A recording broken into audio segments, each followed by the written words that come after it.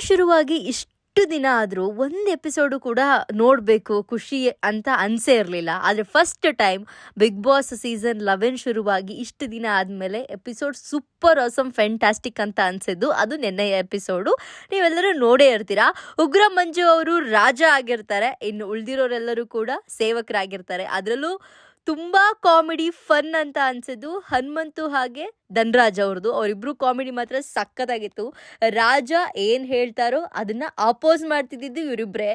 ರಾಜರು ಕರೀತಿದ್ದಾರೆ ಬನ್ನಿ ಅಂತ ಶಿಶಿರ್ ಅವ್ರು ಕರೆದಾಗ ರಾಜರಿಗೆ ಇಲ್ಲಿ ಬರಕ್ಕೆ ಹೇಳಿ ಅಂತ ಹೇಳ್ತಾರೆ. ಅದರ ಜೊತೆಗೆ ಧನ್ರಾಜ್ ಅವರು ಹೋಗಿ ಕ್ಯಾಮ್ರಾ ಮುಂದೆ ಹೇಳ್ತಾರೆ, ಬಿಗ್ ಬಾಸ್ ನೀವು ಅವರಿಗೆ ರಾಜನ ಪಟ್ಟ ಕೊಟ್ಟಿರೋದಕ್ಕೆ ನಾನು ಸುಮ್ಮನಿದ್ದೀನಿ, ಇಲ್ಲಾಂದರೆ ನನ್ನ ಕಥೆನೇ ಬೇರೆ ಆಗಿರ್ತಿತ್ತು, ನಾನು ಸುಮ್ಮನಿರೋ ಮಗನೇ ಅಲ್ಲ, ಹಾಗೆ ಹೀಗೆ ಅಂತ ಹೇಳ್ತಾರೆ. ಅಷ್ಟು ಅದ್ಭುತವಾಗಿತ್ತು ನೆನ್ನೆಯ ಬಿಗ್ ಬಾಸ್. ತುಂಬ ಖುಷಿ ಕೊಡ್ತು ಆ ಬಿಗ್ ಬಾಸ್ನ ನೋಡುವಾಗ. ನೆನ್ನೆ ಫುಲ್ ಸ್ಟಾರ್ಟಿಂಗಿಂದ ಎಂಡ್ವರೆಗೂ ತುಂಬಾ ಚೆನ್ನಾಗಿತ್ತು. ಮಂಜು ಅವರ ಪರ್ಫಾರ್ಮೆನ್ಸ್ ಕೂಡ ಸಖತ್ತಾಗಿತ್ತು. ಅವರು ಒಬ್ಬರು ರಾಜ ಆಗಿ ಏನೆಲ್ಲ ಹೇಳಬೇಕು ಏನೆಲ್ಲ ಮಾಡಬೇಕು ಹಾಗೆ ಮಾಡ್ತಿದ್ರು.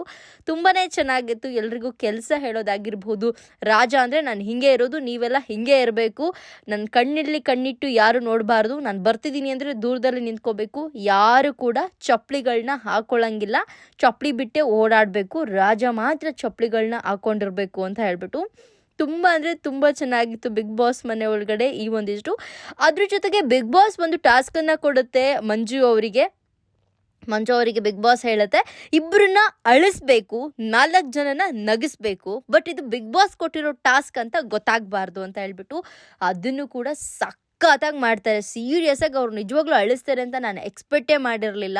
ಶಿಶಿರ್ ಅವ್ರನ್ನ ಅಳಿಸ್ತಾರೆ, ಹಾಗೆ ಸುರೇಶ್ ಅವ್ರನ್ನ ಅಳಿಸ್ತಾರೆ. ಅವರ ಒಂದು ಫ್ಯಾಮಿಲಿ ಅಥವಾ ಅವ್ರದ್ದು ಒಂದು ಇಟ್ಕೊಂಡು ನಿಮಗೇನಾಯಿತು, ಯಾಕೆ ಹರ್ಟ್ ಆಯಿತು, ಹತ್ತು ಬಿಡಿ ಇದು ಇಲ್ಲಿಗೆ ಲಾಸ್ಟ್ ಆಗಿಬಿಡ್ಬೇಕು, ಹತ್ತು ಬಿಡಿ ಅಂತೇಳಿ ಒತ್ತಿ ಹೇಳಿ ಅವ್ರ ಕಣ್ಣಲ್ಲಿ ಕಣ್ಣೀರನ್ನು ಹಾಕಿಸ್ತಾರೆ. ಸಖತ್ ಕ್ರೇಜಿ ಅಂತ ಅನ್ನಿಸ್ತು ಅದು ನೋಡುವಾಗ. ಉಗ್ರ ಮಂಜು ಕೈಲಿ ಒಳ್ಳೆ ಟ್ಯಾಲೆಂಟ್ ಇದೆ. ಆ ನಂತರ ನಗಿಸ್ಬೇಕಾಗಿತ್ತು, ಆದರೆ ಹೇಳಂಗಿರಲಿಲ್ಲ. ಬಿಗ್ ಬಾಸ್ ಮನೇಲಿರೋರು ಯಾರಿಗೂ ಕೂಡ ಹೇಳೋಂಗಿರಲಿಲ್ಲ ನೀವು ನಗಬೇಕು ಜೋರಾಗಿ ಅಂತ ಹೇಳ್ಬಿಟ್ಟು. ಒಂದಷ್ಟು ಕಾಮಿಡಿಗಳನ್ನ ಬೇರೆ ಬೇರೆ ರೀತಿಯಾಗಿ ಮಾಡ್ತಾ ರಂಜಿತ್ ಅವ್ರನ್ನ ಡ್ಯಾನ್ಸ್ ಮಾಡೋಕೆ ಹೇಳ್ತಾರೆ. ಕೆಚಾಲು ಮಚ್ಚಾಲು ಅಂತ ಒಂದು ಸಾಂಗ್ ಹಾಡ್ತಾರೆ. ಹಾಡು ಹೇಳಬೇಕು ಅಂತಂದಾಗ, ಹಾಡು ಹೇಳ್ಕೊಂಡು ಡ್ಯಾನ್ಸ್ ಮಾಡಬೇಕು ಅಂತಂದಾಗ ರಂಜಿತ್ ಅವರು ಹಾಗೆ ತ್ರಿವಿಕ್ರಮ್ನವ್ರನ್ನ ಇಬ್ಬರೂ ಹಾಡು ಹೇಳ್ಕೊಂಡು ಡ್ಯಾನ್ಸ್ ಮಾಡಬೇಕು ಅಂದಾಗ ಅವರಿಬ್ಬರೂ ಕೂಡ ಸೆಲೆಕ್ಟ್ ಮಾಡ್ತಾರೆ ಉಗ್ರ ಮಂಜು. ಅವರಿಬ್ಬರು ಹಾಡ್ಕೊಂಡು ಡ್ಯಾನ್ಸ್ ಮಾಡುವಾಗ ಸಕ್ಕತ್ತಾಗಿತ್ತು. ಆ ಲುಂಗಿ ಎಲ್ಲ ಎತ್ಕೊಂಡು ಡ್ಯಾನ್ಸ್ ಮಾಡ್ತಿರುವಾಗ ಬಿಗ್ ಬಾಸ್ ಮನೇಲಿರೋರೆಲ್ಲ ನಕ್ಕಿ ಸುಸ್ತಾದರು. ಅದೊಂದು ಸಕ್ಕತ್ತಾಗಿತ್ತು. ಆಮೇಲೆ ಚೈತ್ರ ಅವ್ರನ್ನೂ ಕೂಡ ಸ್ವಲ್ಪ ಬೆಂಡೆತ್ತಿದ್ರು, ಅವ್ರು ಇಲ್ದಿದ್ದೇ ಮಾತಾಡ್ತಿದ್ರು ಅಂತ ಹೇಳ್ಬಿಟ್ಟು ಬಾಯಿಗೆ ಆಲೂಗೆಡ್ಡೆ ಎಲ್ಲ ಇಟ್ಟಿದ್ರು.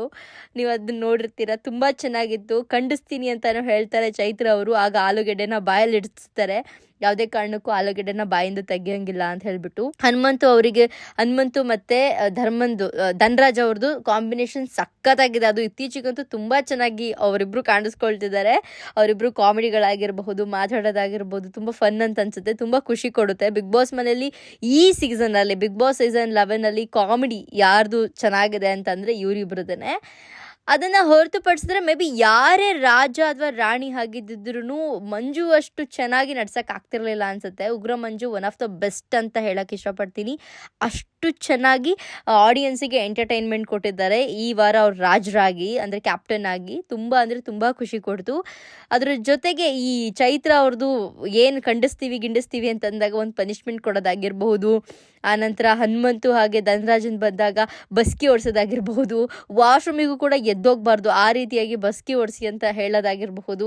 ಎಲ್ಲನೂ ಕೂಡ ಚೆನ್ನಾಗಿತ್ತು ಬಿಗ್ ಬಾಸಲ್ಲಿ. ಯಾರಿಗೆಲ್ಲ ಬಿಗ್ ಬಾಸ್ ಇಷ್ಟ ಆಯಿತು ನೆನ್ನೆಯ ಎಪಿಸೋಡ್ ಕಮೆಂಟ್ ಸೆಕ್ಷನಲ್ಲಿ ತಿಳಿಸಿ. ಅದ್ರ ಜೊತೆಗೆ ಧರ್ಮಕೀರ್ತಿ ರಾಜು ಬಿಗ್ ಬಾಸ್ ಮನೆಯಿಂದ ಹೊರಗಡೆ ಹೋಗಿದ್ದು ಸಿಕ್ಕಾಪಟ್ಟೆ ಬೇಜಾರಾಯಿತು. ಯಾಕೆಂದರೆ ಧರ್ಮಕೀರ್ತಿ ರಾಜಲ್ಲಿ ಧರ್ಮ ತುಂಬಾ ಇತ್ತು. ಅಂಥ ಒಂದು ಒಳ್ಳೆ ಹುಡುಗ ಈಗಲೂ ಕೂಡ ಇದ್ದಾರೆ ಅಂತಂದರೆ ನಂಗೆ ನಂಬಕ್ಕೆ ಆಗ್ತಿಲ್ಲ. ಅಷ್ಟು ಒಳ್ಳೆ ಮುಗ್ಧ ಒಂಥರ ಮಗುವಿನ ಮನಸ್ಸಿರುವಂತಹ ವ್ಯಕ್ತಿ ಅಂತಲೇ ಹೇಳಬಹುದು. ಯಾವಾಗಲೇ ನಾಮಿನೇಟ್ ನೀವು ಆಗಿ ಅಂತಂದರೆ ಅವರೇ ಒಪ್ಕೊಳ್ಳೋರು ನಾಮಿನೇಷನ್ ಆಗೋದಕ್ಕೆ. ಆನಂತರ ಏನೇ ಬಿಗ್ ಬಾಸ್ ಮನೇಲಿರೋರು ಹೇಳಿದ್ರು ಅದನ್ನು ಕೇಳೋರು. ಒಂಥರ ಹಂಬಲ್ ಪರ್ಸನ್ ಅಂತಲೇ ಹೇಳ್ಬೋದು. ಅಷ್ಟು ಒಂದು ಒಳ್ಳೆ ವ್ಯಕ್ತಿತ್ವ ಬಿಗ್ ಬಾಸ್ ಮನೇಲಿ ಸೀರಿಯಸ್ ಆಗಿ ಯಾರಿಗೂ ಇಲ್ಲ. ಅವ್ರು ಬಿಗ್ ಬಾಸ್ ಮನೆಯಿಂದ ಹೋಗಿ ತುಂಬ ಬೇಜಾರಾಯಿತು. ಅದು ಬಿಟ್ಟರೆ ಅನುಷಾ ಅವರು ಬಿಗ್ ಬಾಸ್ ಮನೆಯಿಂದ ಹೋದ್ಮೇಲೆ ಧರ್ಮ ಅವರು ಸ್ವಲ್ಪ ಡಲ್ ಆಗಿದ್ರು ಅಂತಲೇ ಹೇಳಬಹುದು. ಅಷ್ಟೊಂದು ಆ್ಯಕ್ಟಿವ್ ಇರಲಿಲ್ಲ ಬಿಗ್ ಬಾಸ್ ಮನೆ ಒಳಗಡೆ. ಓಕೆ ಆಗಿದ್ರು. ಅವರೆಲ್ಲೂ ಜಾಸ್ತಿ ಆ್ಯಕ್ಚುಲಿ ಕಾಣಿಸ್ಕೊಂಡೇ ಇಲ್ಲ. ಇದನ್ನೆಲ್ಲ ಹೊರತುಪಡಿಸಿದ್ರೆ ಬಿಗ್ ಬಾಸ್ ನೆನ್ನೆಯ ಎಪಿಸೋಡ್ ಅದ್ಭುತವಾಗಿತ್ತು, ಸೂಪರ್ ಆಗಿತ್ತು. ನಿಮಗೇನು ಅನ್ನಿಸ್ತು ನೆನ್ನೆಯ ಎಪಿಸೋಡ್ ಬಿಗ್ ಬಾಸ್ ಬಗ್ಗೆ? ಕಮೆಂಟ್ ಸೆಕ್ಷನ್ ಅಲ್ಲಿ ತಿಳಿಸಿ.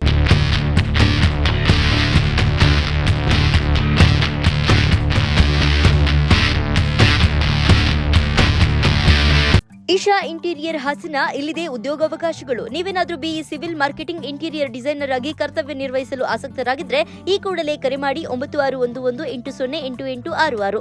ವಿಶೇಷ ಸೂಚನೆ, ಆಟೋಕ್ಯಾಡ್ 2D 3D ಗೊತ್ತಿರಬೇಕು. ಇದು ಪಬ್ಲಿಕ್ ಇಂಪ್ಯಾಕ್ಟ್, ಜನಶಕ್ತಿಯೇ ನಿರ್ಣಾಯಕ.